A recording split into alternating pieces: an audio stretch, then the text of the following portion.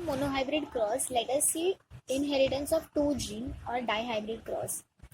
In these, Mendel took two contrasting characters. These are yellow, green, round and wrinkled. It is a cross between two parents that differing in the two pairs of contrasting characters that I've told. Mendel made some dihybrid cross in pea plant. Round RR, yellow, capital Y, wrinkled, smaller, green, capital small y.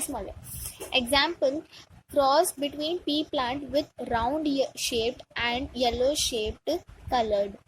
Capital R, capital Y, small capital Y, and wrinkle shaped and green colored seed, that is small y, small y. Now let us take dominant, which is capital R, capital Y, capital Y, and small r, small y, that is recessive. When we took their gametes, that is 1 and 1, here seen, and then we pollinated them, we got capital R, capital Y, small y, that is capital R and small y. This is round and yellow, that is round is dominant over wrinkled and yellow is dominant over green.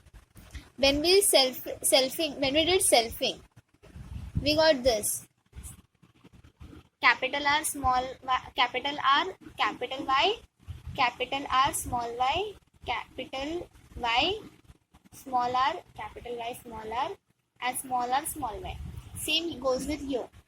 When we did F2 progeny, when we got of F2 progeny with the help of Punnett square, this is very much easy to determine what type of phenotype we'll get. After doing these Punnett square, we need to make a rectangle or a 45-degree angle rectangle, and then we'll be able to determine what is the phenotype. See here, capital R, capital Y, capital R, capital Y, capital R, capital Y, capital R, capital Y, that is 1, 2, 3, 4. Capital R, capital Y, capital R, capital Y, capital R, capital Y, 1, 2, 3, 4, 5, 6, 7. Capital R, capital Y, capital R, capital Y, 1, 2, 3, 4, 5, 6, 7, 8 and 9. See, capital R and capital Y, round and yellow, we have 9.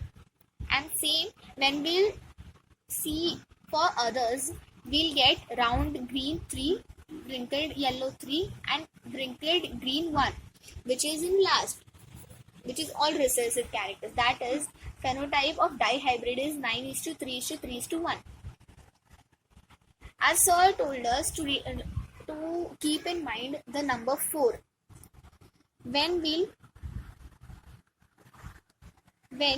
take number 4, monohybrid, for monohybrid it's just 1, that is 4 ones are 4. For dihybrid we took two contrasting characters, that is 4 4s are 16. For trihybrid, that is 4:3, that is 64. How many contrasting characters we are taking? We just need to multiply it by 4, like not multiply it, but we do cube root, square root by 4.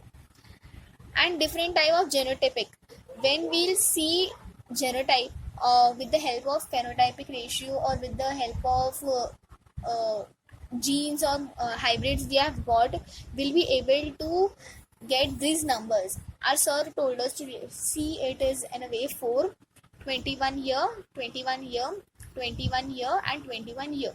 This kind of things will help us to determine or keep in mind the numbers, as so many numbers we have in NCERT.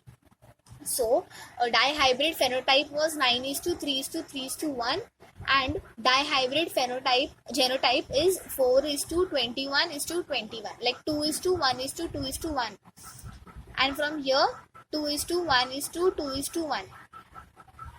Dihybrid cross, Mendel gave third law, which is when more than one pair of characters are involved in a cross, factors pair independently segregates or divides or gets separated from the other pair of characters. That is, everyone is independent of each other.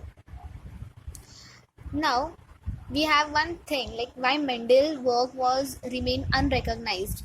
It was because communication was not easy and his work could not widely publicized. The concept of gene factor at that time as a stable and discrete unit was not accepted. That is, Mendel could not explain the continuous variation seen in nature. Mendel's mathematically was new and unacceptable. That is, in biology, it's difficult to understand maths. Therefore, people were not able to accept it and could not provide physical proof for existence of factors. Like they were not having any kind of excesses to prove. Mendel's last word was mean z word schoon comment. This means my time is yet to come.